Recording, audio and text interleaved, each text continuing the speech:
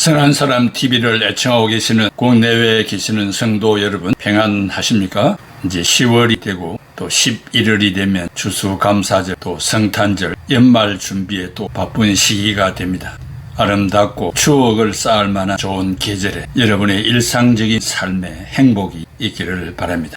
오늘의 주제는 사랑은 불의를 기뻐하지 아니하며 라는 말씀입니다. 동방 우스 땅의 의인 욥은 인생에 있어서 전쟁이 있지 아니하냐라고 구번역에는 기록되어 있습니다. 우리가 지금 사용하고 있는 개역 개정판에는 노동이 있지 아니하냐라고 번역했습니다. 이 노동, 전쟁 이런 말들을 특히 노동은 히브리말로 차바, 영어로 time of hard service, 힘든 일의 시간이라고 번역하였고 공동 번역에는 품꾼의 날이라고 했습니다. 어쨌든 인생에게는 국토방위의 전쟁이든지 의식주를 위한 노동이든지 인생은 고된 순간들을 만나야 합니다. 유명한 빅토르 위고는 인생에게 세 가지 싸움이 있다고 했습니다. 그 하나는 자연과의 싸움이요, 둘째는 인간과의 싸움이요, 셋째는 자기와의 싸움입니다. 이 중에 가장 중요한 싸움은 자기와의 싸움이라고 정의했습니다. 이 사실을 그리기 위하여 유명한 소설 레미제라블을 썼습니다. 이 작품은 장발장이라는 한 인간의 마음속에서 벌어지는 선한 자아와 악한 자아의 내적 투쟁의 기록이라 할 수 있습니다. 가난과 배고픔, 가엾은 조카들을 위해 빵 한 조각을 훔치다가 징역 5년 선고를 받고 복역하다가 불법적으로 탈옥을 4번이나 감행하여 결국 19년의 복역을 하고 출소를 했습니다. 출소 후에도 미리의 주교의 도움으로 천주교 안에서 살면서 은으로 된 물건을 훔쳐 도망을 하다가 잡힐 때 은초대까지 주며 구해주는 미리의 주교의 마음에 감동을 받아 새로운 장발장으로 거듭나게 됩니다. 어쩔 수 없다며 형편에 끌려가는 것이 아니라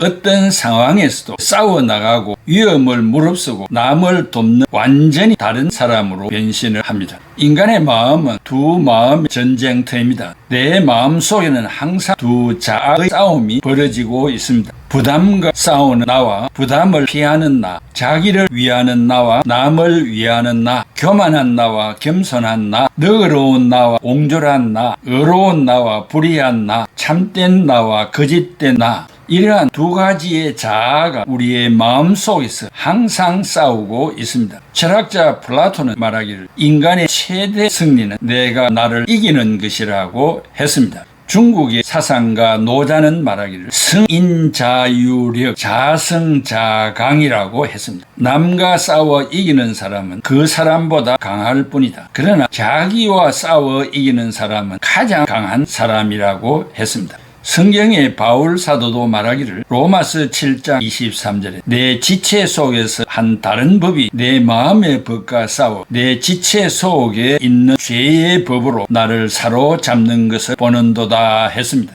사고가 날 때 무의식 중에 생기는 사고는 크게 다칠 수 있지만 의식하고 있을 때는 자기 방어가 되면서 중상을 면하게 됩니다. 자기와의 싸움이 중요하다는 사실을 인지할 때부터 우리는 그 싸움의 승리에 가까이 다가갈 수 있다는 것을 발견할 수 있습니다. 그렇다면 이런 어려운 싸움을 혼자 이길 수 있을까요? 굉장히 힘들고 어렵습니다. 중도에 포기할 수도 있습니다. 이런 싸움을 혼자 외롭게 싸우려고 하면 힘들고 어렵지만 먼저 싸워나가고 있는 많은 선배의 도움을 받고 배우면 좀 더 쉬워질 것입니다. 그래서 우리는 혼자 싸우는 것이 아니라 같이 싸운다는 것을 알 수 있습니다. 같이 배우고 같이 싸운다는 생각이 싸움에서 승리의 목적지로 이끄는 나침판의 역할을 하고 있습니다.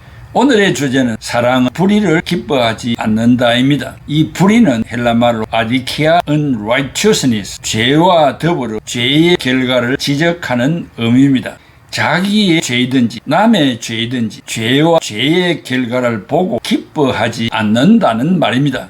혹한 자기의 죄에 대해서 좋아할 사람이 어디 있는가라고 이렇게도 말할 수 있을 것입니다. 그러나 바울의 편지를 받은 고린도 교회 성도들 중에는 죄를 범하고 그 죄를 보고 기뻐하는 사람이 있었다는 사실입니다. 그래서 바울이 사랑은 불의를 기뻐하지 않는다고 한 것입니다. 고린도전서 5장 1절에 가족 중에 일어난 부도덕한 범죄, 즉 음행 사건인데 아버지의 아내를 취한 사건입니다. 이런 죄를 범하면서도 그들의 태도는 5장 2절에 그리하고도 너희가 오히려 교만하여져서 어찌하여 통한이 여기지 아니하고 그 일 행한 자를 너희 중에서 쫓아내지 아니하였느냐. 5장 6절에 너희가 자랑하는 것이 옳지 아니하도다. 적은 누룩이 온 덩어리에 퍼지는 것을 알지 못하느냐 했습니다. 이 고린도 교회 성도들은 스스로 자랑하고 있었습니다. 이 자랑은 자기 합리화입니다. 자기가 죄를 범하고도 마스크를 씌우고 있습니다.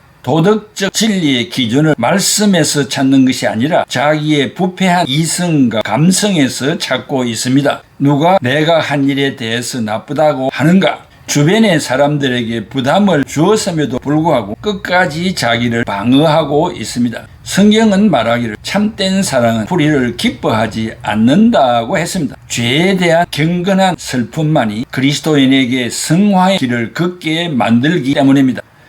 또한 남의 죄에 대해서 기뻐하는 사람들이 있습니다. 남들이 죄의 결과를 보고 무거운 짐을 지고 있는 분위기를 보고 기뻐하는 사람들이 있습니다. 이것은 마음속 깊은 곳에 도사리고 있는 내면의 악 때문입니다. 그러므로 현대교회는 출석자 모두가 성도가 아님을 재인식하고 성도들의 품성 확인에 열중해야 합니다. 성도됨에 문제가 있는 자에게 중직을 맡겨서는 안 됩니다. 사회적 지위나 직업적 부유함이나 직장의 지위가 신앙에 앞서게 해서는 안 됩니다. 탈무드에 있는 글이 우리를 많이 생각하게 합니다. 생각을 조심하게나 생각은 말의 씨가 된다네. 말을 조심하게나 말은 행동으로 이어진다네. 행동을 조심하게나 행동은 습관이 될 수 있다네. 습관을 조심하게나 습관은 품성을 만든다네. 품성을 조심하게나 품성은 인생을 바꾼다네. 생각은 행동이자 선택입니다. 어떤 사람이 무슨 생각을 하고 있는지 그 사람의 선택을 보면 알 수 있습니다. 품성, 즉 인성을 평가받는 것은 생각보다 빠르게 나타납니다. 혹시 식사를 한번 해보면 어느 정도는 그 사람을 알 수 있게 됩니다. 그리고 평판이 만들어지는 것 역시 순간적입니다. 그의 행동, 말투, 표정에서 드러날 수밖에 없고 그것이 평판으로 이어집니다. 특별히 위기나 결정의 순간이 왔을 때 그 사람의 품성이 나타나게 됩니다. 자신의 잘못을 솔직히 인정을 할 것인가 아니면 나의 유익을 위하여 남에게 책임을 전가할 것인가 또한 힘을 가졌을 때 그 힘을 무엇을 위하여 어떻게 사용할 것인가 이런 선택의 순간에 어떤 행동을 하느냐가 그 사람의 품성 자체가 됩니다. 품성이 제대로 형성되지 못한 고린도 교회 성도들은 아무리 사업의 머리가 좋아 무역 사업을 잘하여 돈을 많이 벌고 사회적 명성이 높다 해도 윤리 도덕을 제대로 실천하지 못하는 것입니다. 바르게 생각할 줄 모르면 바르게 행동을 할 수 없는 것입니다. 성도들의 삶을 살펴보면 아주 작은 일이라도 원칙을 지켜야 하고 그 일의 윤리와 도덕의 기준을 지켜야 하는데 매사에 원칙과 도의가 상실되는 삶을 살고 있습니다. 그래서 교회 오면 성도이고 밖에 나가면 불신자와 다름이 없는 이중적인 삶을 살고 있습니다. 다른 사람이 잘못할 때 기뻐하지 않으며 라고 했는데 여러분은 기뻐해 본 일이 있습니까? 요한복음 8장 1절에서 11절에 가늠한 여인이 바리새인들에게 끌려왔습니다. 이 여자는 바리새인들의 도덕적인 자부심의 제물이 되고 있습니다. 바리새인들은 이 여자를 보고 기뻐하고 있습니다. 사랑은 남들이 잘못한 일에 대해서 기뻐하지 말라고 했습니다. 신문이나 방송에 범죄자가 나올 때 아는 사람이면 어떤 반응을 합니까? 살인죄를 지은 사람들 중에 평소에 좋지 않게 평가한 사람이라면 반응은 어떠합니까? 잘 되었구만 그렇게 평가합니까? 이 말을 내뱉은 우리의 마음속 밑바탕에는 어떤 심리가 작용하고 있을까요? 우리는 이웃의 불의를 보고 기뻐하고 있는 것입니다. 그런데 성경은 가르칩니다. 사랑은 불의를 기뻐해서는 안 된다고 합니다. 어떻게 이런 부패한 인간성의 잘못된 행동을 규제하고 극복할 수 있을까요? 청교도들의 설교는 두 가지 의식을 가지고 있습니다. 하나는 하나님의 슬픔을 생각했습니다. 이웃이 죄를 범했을 때 하나님은 슬퍼하십니다. 이 하나님의 슬픔을 생각해 보라는 말입니다. 둘째는 그 죄가 그 사람에게 줄 형벌을 생각해 보라는 것입니다. 그 불의 때문에 친구가 당한 고난을 생각해 보라는 것입니다. 이 두 가지 의식은 우리로 하여금 이웃의 불의를 보고 기뻐하는 대신에 그들을 긍휼히 여기게 된다는 것입니다. 예수 그리스도는 우리의 범죄를 지나치지 않으시고 타락한 것을 기뻐하지 아니하시고 우리 대신 십자가를 지시고 용서해 주신 것입니다. 서울 수도권에 미래가 있는 중소기업체가 하나 있습니다. 사장은 나이가 조금 있지만 회사원들을 가족처럼 대했고 사랑을 베풀어 주 낮에는 일하고 밤에는 공부할 수 있도록 장학금을 후원해 주는 희생적 사장이었습니다. 한날 격리 직원이 금고에 200만 원이 없어진 것을 발견하고 곧바로 경찰에 신고를 했습니다. 출동한 경찰은 수사 끝에 범인을 색출해냈습니다. 범인은 몇 달 전에 입사한 신입 사원이었는데 이상하게도 평상시에는 말도 하지 않는 조용한 친구였고 일을 잘하는 직원이었습니다. 검찰로 넘겨진 이 직원은 재판에 넘겨졌습니다. 판결이 있는 날 사장은 피해자 신분으로 정언대 앞에 서게 되었습니다. 판사의 마지막 말을 하라는 권유에 사장님은 갑자기 눈물을 흘리기 시작했습니다. 그리고 판사님께 마지막으로 부탁을 한 가지만 드려도 되겠느냐고 물었습니다. 판사가 고개를 끄덕이자 조용히 부탁을 드렸습니다. 존경하는 판사님, 이 젊은이를 구속을 시킨다면 이 사회에서 완전히 낙오자가 되지 않을까요? 돈을 잘 간수하지 못한 저에게도 책임이 있습니다. 두 번 다시는 이런 일이 생기지 않도록 제가 데리고 있으면서 잘 가르치겠습니다. 저와 저 직원에게 한 번만 기회를 주십시오. 제발 부탁을 드립니다. 라고 호소했습니다. 진심을 담아 눈물을 흘리며 간곡하게 부탁을 하는 사장님을 바라본 판사님은 잠깐 동안 무엇인가를 생각을 하더니 조용히 말을 했습니다. 무슨 말씀인지 알겠습니다. 일단 밖에 나가 계십시오. 얼마 후 법원 복도에서 기다리고 있던 사장님의 눈에 멀리서 뛰어오고 있는 직원의 모습이 보였습니다. 판사는 직원이 자신의 잘못을 진심으로 뉘우치고 사장님도 눈물을 흘리며 부탁하는 점을 정상 참작으로 받아들여 집행유예를 선고하고 직원을 풀어주었던 것입니다. 사장님 정말 감사합니다. 직원은 그 자리에서 무릎을 꿇고 눈물을 뚝뚝 흘리며 용서를 빌었습니다.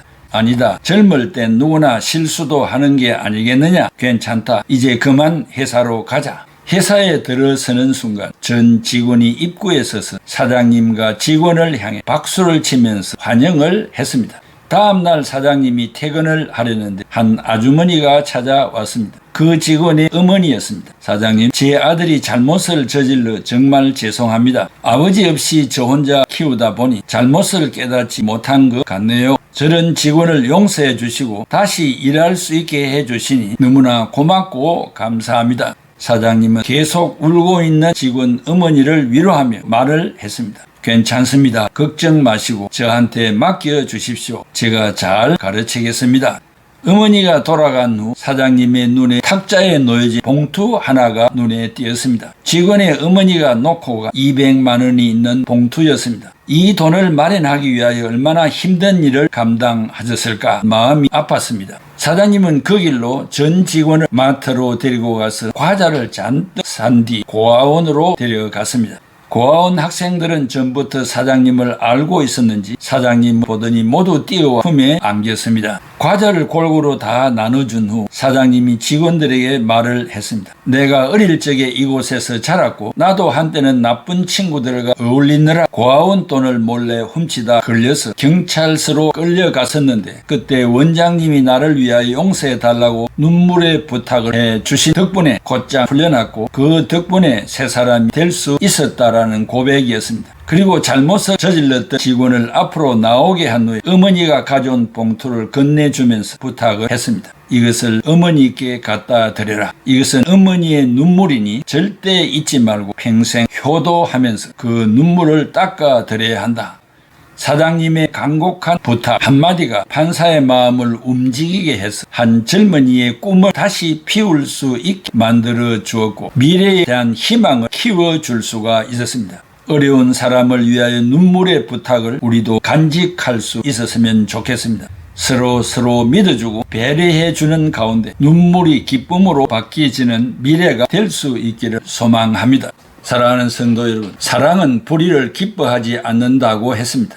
우리의 가족 중에 또 일가 친척 중에 우리의 공동체 안에 우리의 직장 안에 실수든지 고의든지 불의를 행한 것을 보고 기뻐하지 마시고 하나님을 사랑하는 자로서 그리스도의 십자가의 희생 사랑을 알고 있는 자로서 실수한 그 사람의 입장에 들어가 저 미래를 어떻게 인도할 것인가, 그가 당하는 고통과 어려움이 얼마나 클 것인가를 예측하고 함께 짊어지고 가는 그리스도의 제자가 되면 좋겠습니다.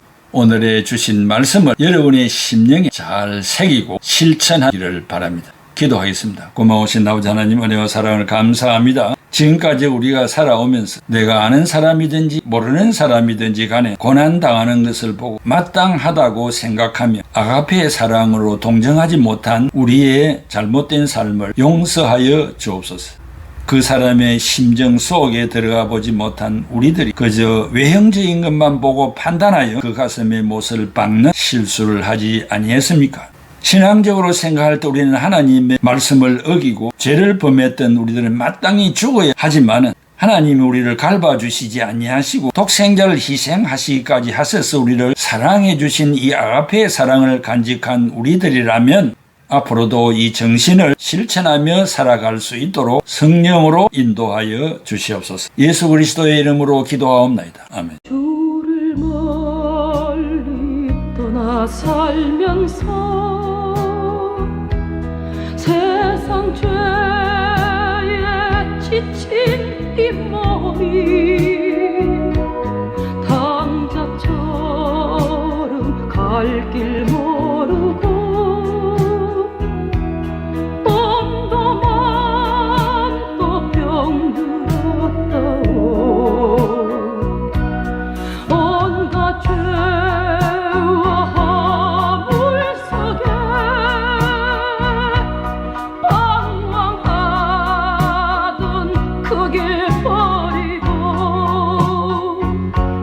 주님 앞에 나올 때에 눈물만 흘렸다오. 거친 세상 험한 그 길을 방황하다 지친 이 몸이 목자 잃은 어린 양처럼